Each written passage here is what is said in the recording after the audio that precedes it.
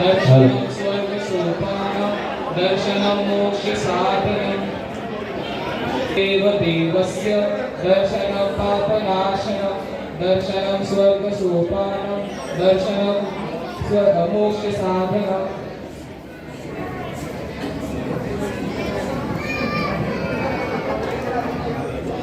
तो ये थे जम्बू कुमार जो हमेशा ध्यान धर्म में लीन रहते हैं। चलिए शुरू करते हैं कहानी जम्बू कुमार की। तो ये बात है राजगीर क्षेत्र के राजा ऋषभदेव और उनकी प्यार से देखभाल करने वाली पत्नी और एक लाडला सा बेटा, साथ ही साथ उनकी खुशी को अपनी खुशी समझने वाली प्रजा। उनके पास खुशहाल जीवन जीने के लिए सब कुछ था। अब बस राजा और रानी का एक ही सपना था कि घर में शहनाई बजे, घर में बहू आए और उनका वंश आगे बढ़े। और हमारे राजकुमार जम्बू स्वामी की इच्छा कुछ और थी। आइए चलते हैं उस राजनगरी के राजदरबार में।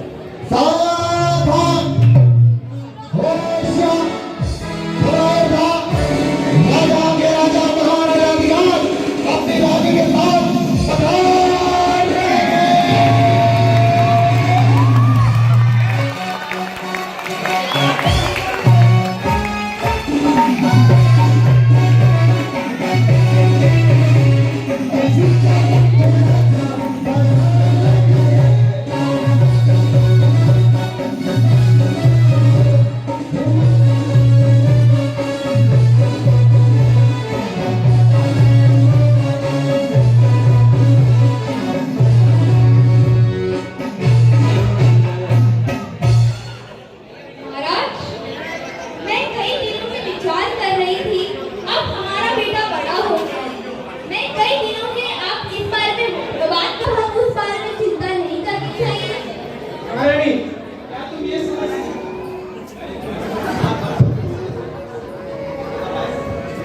महारानी, क्या तुम ये समझती हो कि मैं अपने पुत्र के युवा के लिए चिंतित नहीं हूँ?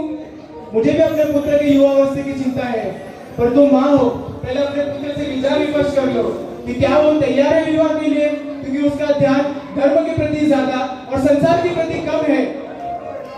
मैं अभी उसे राज दरबार में बुलाता हूँ, तुम उसे वार्तालाप कर लो। द्वार पर जी महाराज, जाओ और शीघ्र जम्बू कुमार को बुला लाओ। महाराज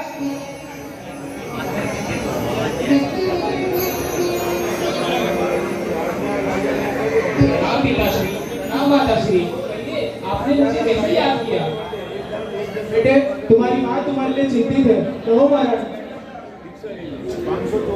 बेटा, हमारी इच्छा है कि तुम अब विवाह करो और ग्रस्त में प्रवेश करो। माता, ये आप क्या कह रही हैं? मैं और विवाह?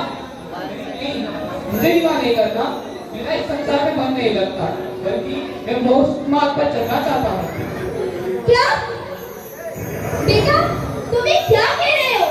हर माँ की इच्छा होती है कि उसका बेटा विवाह करे, घर में बहू आए, शहनाई बजे, और तुम कह रहे हो की बात कर रहे हो? नहीं पुत्र। माँ, ये आप नहीं, आपकी ममता कह रही है। माँ, मैं आपकी बात से सहमत हूँ, पर मुझे इस गृहस्थी रूपी दलदल में नहीं फंसना।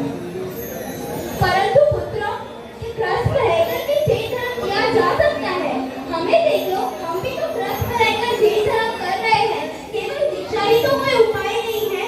तो हमारे एक मात्र पुत्र हो, तुम्हारे बिना ये राज संपदा का क्या होगा? पुत्र नहीं जा सकते। माँ, आपके नजरों में ये ग्रस्त जीवन सर्वश्रेष्ठ हो सकता है, पर मेरी नजरों में यह मोक्ष मार्ग ही सर्वोत्तम है। माँ, इसलिए मुझे मोक्ष मार्ग में आगे बढ़ने की आज्ञा दीजिए। नहीं नहीं पुत्र, मेरा और तुम्हारे पिताजी का तो कुछ तो भय। राजा रानी दोनों विचार करते हुए राजमहल की ओर प्रस्थान कर रहे थे, लेकिन दोनों के बीच कुछ चुप्पी सी छा गई। 3 दिन बीत गए, महारानी ने ना कुछ खाया ना कुछ पिया, बस अपने आप को अपने कक्ष में बंद कर लिया। जैसे ही यह बात जम्बू कुमार को पता चली, वो दौड़ते हुए रानी के कक्ष में चले गए। माँ, माँ, मुझे मंत्री जी ने बताया कि आपने 3 दिन से अन्न और जल ग्रहण नहीं किया है। हाँ बेटा, जब तक तुम विवाह के लिए स्वीकृति नहीं देते, मैं अन्न जल कुछ भी ग्रहण नहीं करूंगी। माँ, आप ये कैसी बैठी बैठी बातें कर रही हो? अगर आपके इतने संस्कार उत्तम नहीं होते, आपने और पिताश्री ने मुझे इतना संस्कारी नहीं बनाया होता, तो मैं दीक्षा लेने की बात करता था क्या? माँ, मुझे ज्ञात है मोक्ष मार्ग पर चलना सरल नहीं, बल्कि 2 धारी तलवार पे चलने के समान है। पर माँ, मैंने स्वाध्याय किया है, तब इस पर चलने का फैसला लिया था। नहीं पुत्र, मैं तुम्हें इन्हीं समस्याओं से बचाना चाहती हूँ। बहुत कठिन मार्ग है। तुम विवाह करो और व्रत में प्रवेश करो। अब हमारा तो ख्याल करो पुत्र। ये माँ, जिद छोड़ दो, पिता अपनी जिद छोड़ दो। नहीं नहीं पुत्र, तुम सिद्धि तो मैं भी सिद्धि। हे भगवान, हे त्रिलोकनाथ, हे पिता परमेश्वर, ये आपने मुझे कैसी विविधता में डाल दिया। एक तरफ मेरा मूल धर्म है और दूसरे तरफ में मेरी माँ। अगर मैं पुत्र धर्म को चुनता हूँ तो मेरा मूल धर्म, और अगर मैं मूल धर्म को चुनता हूँ तो मेरी माँ। अब आप ही रास्ता दिखाइए हे प्रभु, हे प्रभु, हे प्रभु।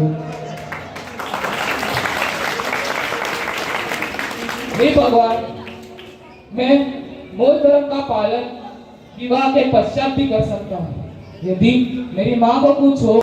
मेरे घर में भी शहनाइयाँ बजेंगी, पर शर्त। कैसी शर्त पुत्र? बस तुम शादी के लिए तैयार हो जाओ पुत्र। मुझे तुम्हारी सारी शर्त मंजूर है। हे माँ, यदि मेरा विवाह होता है और मैं विवाह के लिए तैयार होता हूँ तो विवाह के प्रातकालीन दिन में ही मैं दीक्षा को धारण कर लूंगा। मुझे तुम्हारी सारी शर्त मंजूर है। मेरा राजा बेटा दूल्हा बनेगा। मेरे घर में बहू आएगी, शहनाई बजेगी। मैं बहुत खुश हूँ। इस प्रकार जम्बू कुमार ने विवाह के लिए स्वीकृति दी। लेकिन यह कह दिया अपने प्रातःकाल वैराग्य का मार्ग धारण करने में। महाराज अपनी महारानी के साथ रात में विषय पर चर्चा करते हैं। तो आगे चलते हैं रात दरबार में।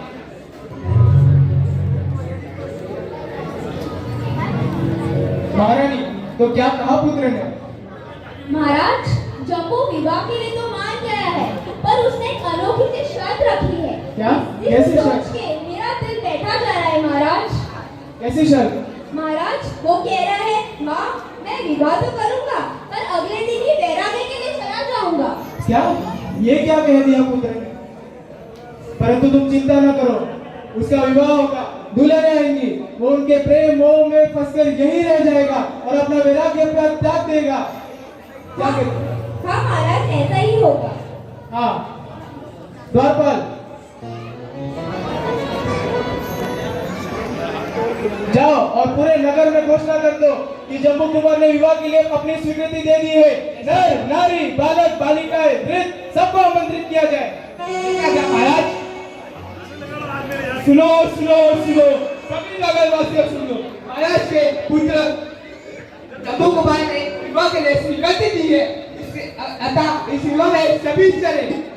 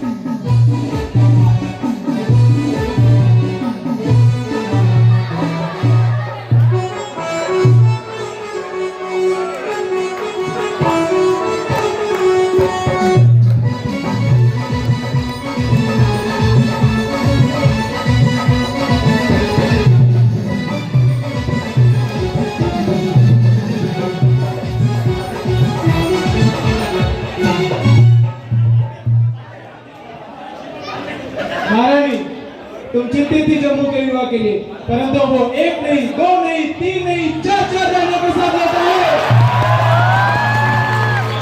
कितना प्रसन्न है तुम्हारा मन। हाँ महाराज, मैं तो आज बहुत खुश हूँ, बहुत प्रसन्न हूँ। राज की सारी खजाने लुटा ली थी महाराज।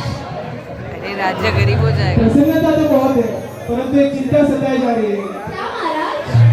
तुमने कहा था कि जम्मू कुमार विवाह के अगले दिन ही प्रातः। जैसा आप कहे महाराज। इस चिंता को लेकर महारानी अपने बहू से चर्चा करते हुए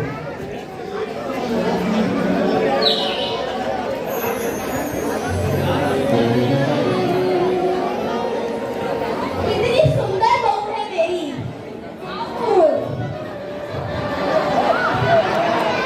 किसी की नजर ना लगे। नजर वालों, खबरदार मेरी बहू को नजर लगाई तो। वाले भी लाइक।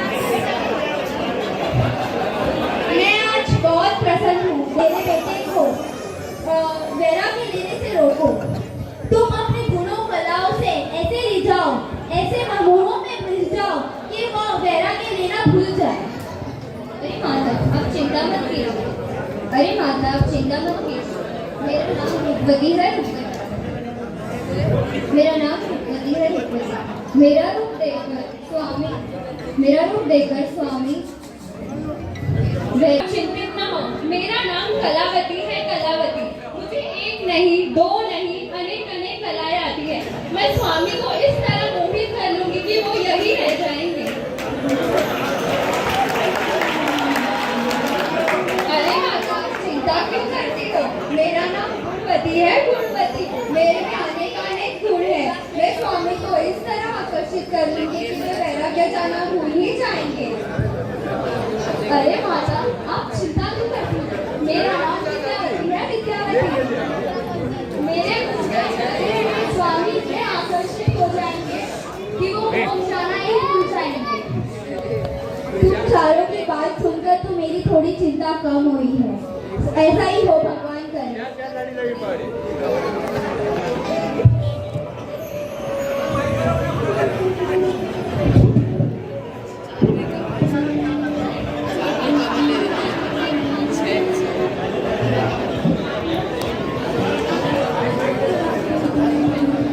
रोज की तरह राजकुमार जम्मू कुमार समाप्त करते हुए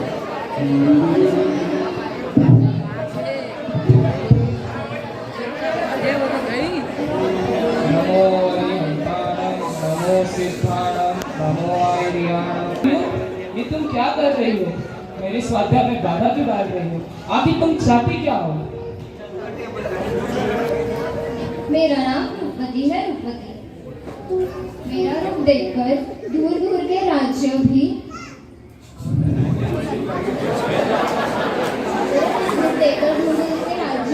की चर्चा भी होती है और आंखें की मेरी ओर देखते ही नहीं। अरे देवी, तुम किस रूप की बात कर रही हो? ये रूप जो नश्वर है, आज जवानी है तो कल बुढ़ापा होगा। अरे देवी, देखना ये कि प्रभु को देखो, जिनकी प्रतिभा इतनी सुंदर, वे कितने सुंदर होंगे। अरे स्वामी, मेरा नाम कलावती है, कलावती। मुझे एक नहीं, दो नहीं, अनेक अनेक कलाएं आती है। मुझे नृत्य और संगीत भी आता है। आप कहें तो मैं अपनी कला का प्रदर्शन भी कर सकती हूँ। हे देवी, आप कलाओं, नाच गानों की बात कर रहे हैं। अगर देखना ही है तो दिवांगनाओं को देखो, जो प्रभु की भक्ति में लीन रहते हैं। ऐसे देवों को देखो जो नाच गाना करते हैं प्रभु की भक्ति में। अरे स्वामी, मेरा नाम गुणवती है, गुणवती। मुझे स्वादिष्ट भोजन भी बनाना आता है, घर गृहस्थी भी चलानी आती है। फिर भी आप मुझे एक नजर नहीं देख रहे हो। हे देवी, आप किन गुणों की बात कर रही हो? ये संसारी गुण जो मोक्ष की प्राप्ति ना करा सके, ऐसे गुण जो संसार में भ्रमण करवाए, ये गुण मेरे किसी काम के नहीं है, किसी काम के नहीं है। अरे स्वामी, मेरा नाम विद्यावती है, विद्यावती। आपको इतनी विद्याश्री प्राणी मिली है और आप उसे छोड़कर वैराग्य की बातें कर रहे हैं। स्वामी, आज ही तो हमारा विवाह हुआ है और आज ही आप दीक्षा की बातें कर रहे हैं। देखिए देखिए स्वामी, मैं आपको अपनी विद्या बताती हूँ।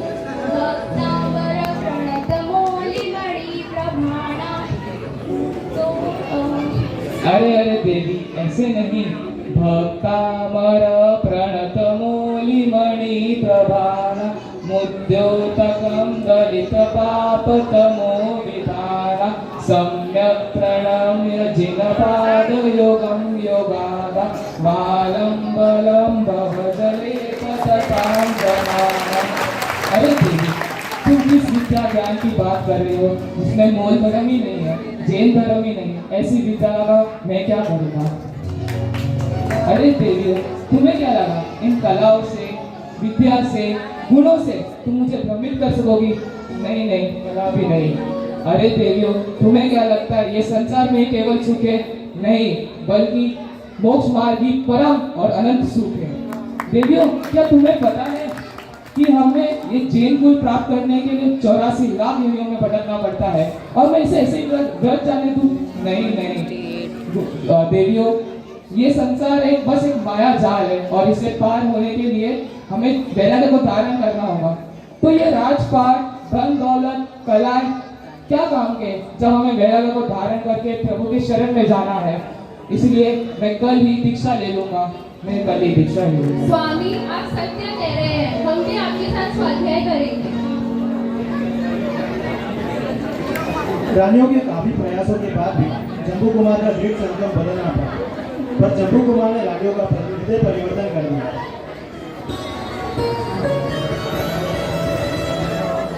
अंतिम घड़ी राजकुमार दीक्षा लेते हुए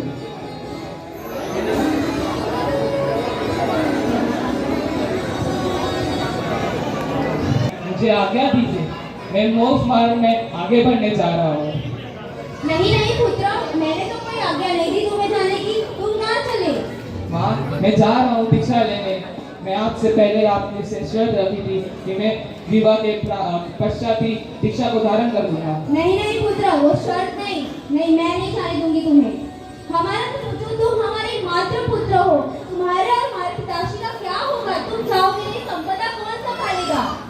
अरे माँ, तुम साथ में रहने की बात कर रहे हो।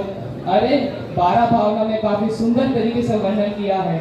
आप अकेला अवतरे, अरे अकेला हो, जीव कबू निस जीव को साथी सदा न हो। अब साथ में रहने की बात कर रहे हो, पर इस संसार में हम अकेले ही आते हैं और अकेले ही जाते हैं। जो भी हो पुत्र, मैं तुम्हें नहीं जाने दूंगी। माता, आप जिद छोड़ दीजिए, मुझे जाना ही होगा। नहीं नहीं पुत्र, मैं तुम्हें नहीं जाने दूंगी। आप ही कहिए महाराज, आप ही समझाइए अपने पुत्र को। पुत्र के शब्द आज बाण के पाटी तो लग रहे हैं, परंतु अगर माँ की ममता भी इसे नहीं रोक सकती वैराग्य पद पर जाकर, तो हम कौन होते हैं इसे रोकने वाले? जाओ पुत्र, तुम्हारा कल्याण हो। परंतु हमारा तो नहीं, पर उन 4 बहुओं के बारे में तो सोचो। पिताश्री, एक बात मुझे याद आ गई है जो गुरुवर ने कहा था, बिना त्याग के इस संसार में मुक्ति नहीं है, मुक्ति नहीं है। अगर हमें मुक्ति चाहिए तो हमें सब त्यागना होगा। जाओ पुत्र। आज्ञा दीजिए मुझे, आज्ञा दीजिए। नहीं नहीं, मैं नहीं जाने दूंगी, मैं नहीं जाने दूंगी तुम्हें। नहीं।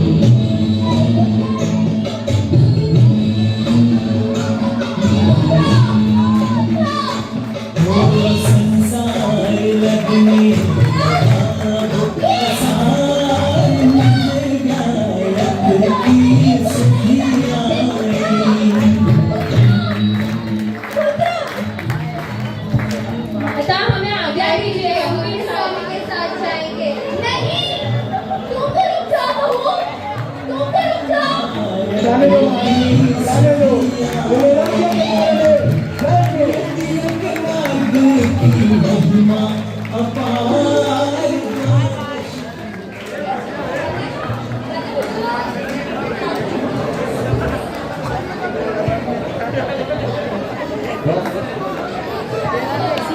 तो इस तरह राजकुमार जम्बू स्वामी ने मोक्ष के राह पर चल पड़े, और साथ ही साथ अपनी चारों रानियों को भी वैराग्य हुआ।